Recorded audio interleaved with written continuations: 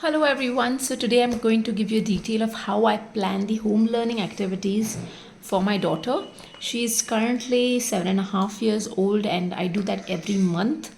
I've been doing that ever since she was 1 year, and this is one of the biggest reasons I can manage work and her development effectively, and it also systematically gives us opportunities to explore everything well. So I've made sections called as maths, English, Hindi, reading. I've separated English and reading, though they can be combined, but I want to make sure that she reads specifically. Science, art, practical life, and future skills. And then beyond that, there are many others that we take up, but may not be in every month curriculum. So let's look at why and how I plan all of this. And so for the month of August, we are recapping our tables 6 and 7.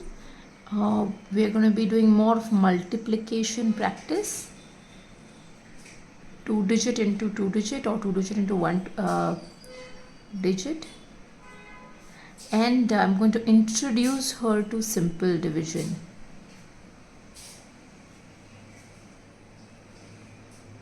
Division is something she has never done, so there's one new concept and a recap of allied concepts. In English, we're doing spellings. So far we have always done spellings as per rules or categories, but this month we're looking to do spellings thematic wise.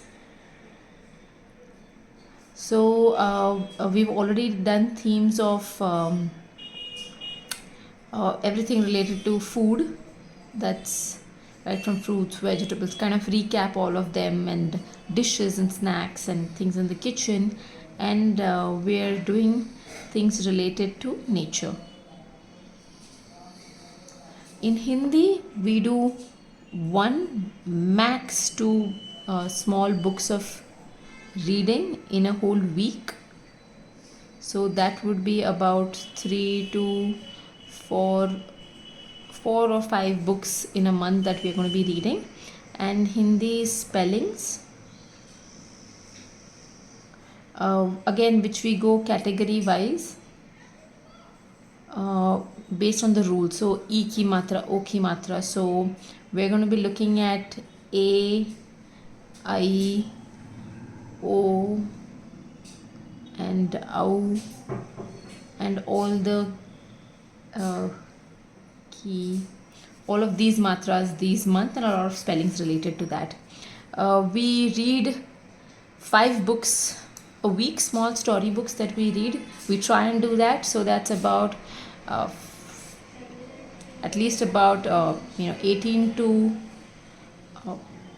20 books in a month.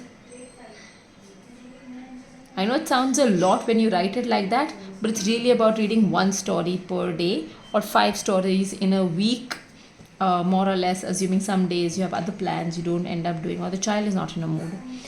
We are also doing small reading comprehensions, at least about 3 times in a week.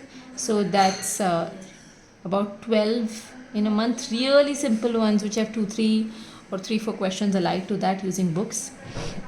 In science, we read about it. Sometimes we build something, sometimes we do experiments, sometimes I read books out to her like an encyclopedia or so. And so we have been doing themes related to festival this month, the festivals of India, because I realized a lot of festivals are coming up, but it's a great idea to every year recap on those, and also given a little more detail as per the age, the story, the history, and how it is celebrated in different parts of India. And then we're going to be also looking at a bit about Indian culture and people. Again, since 15th August is coming up, and there is a lot of cultural festivals lined up, so important people and cultural aspects of India or things. With art, she loves art, so we keep doing drawing, painting stuff. This month I'm going to be introducing her to stitching. So I've already got the needles, child friendly needles and stuff, to introduce her to different stitches like the running stitch. And then she does beyond that her own set of art that happens, and art can be art, craft. She's been doing a lot of loom bands and all of those for her friendship day and so on. So I'm not writing that here, but she does a lot of it anyways. Practical life skills, again, these include things that she needs to be independent.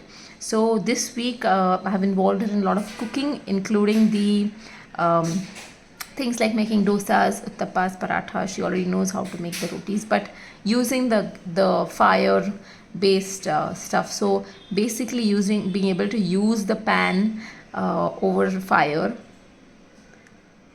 and a little more of advanced, you know, peeling and cutting of fruits, because she's been doing that, but to keep it in a format where she can systematically do them. That's some of the practical life skills, especially with the kitchen. And some of the other things that I'm introducing to her is the Canva software. It's a basic one. We use that to make her own birthday card and now invite, and now we're going to be using a feature or two about it beyond that. In future skills, she already goes to our Future Ready program. So we are working on some of the innovation techniques that they teach there, and we're also and using them in our day-to-day life and see how they work. And we're also, for our own fun methods, recording some of our own learnings so that she learns to articulate them and communicate them. Beyond that, we play a lot of board games as and when time permits. Go for a lot of outdoor. I've not included physical in this, but she already does a lot of physical activities which are a part of her schedule, and more beyond that. But in case your child isn't, then, and when she was much younger, I specifically added a physical section also beyond these.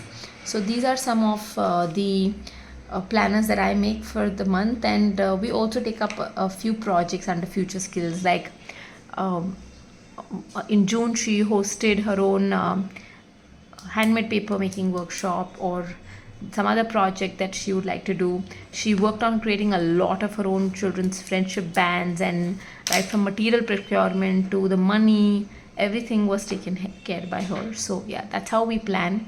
Now this is extremely important, because once you do this, you look at what are the resources you need and put it under that. Okay, that I'm going to need these resources, or these worksheets, or these reference books, or these stories. Make a list of those and add them here in the resources. Preferably I involve her in the planning process and ask her which days does she want to do that. So we schedule our days also, like for example, Hindi is Wednesday, math is going to be Tuesday. I don't get so much time, so all of this is done and split up between a little in the morning and a little in the night. And she chooses how she wants to schedule it out, so it gives her more choice and power and makes her feel excited about it. And then we go on to map this. So this is for me.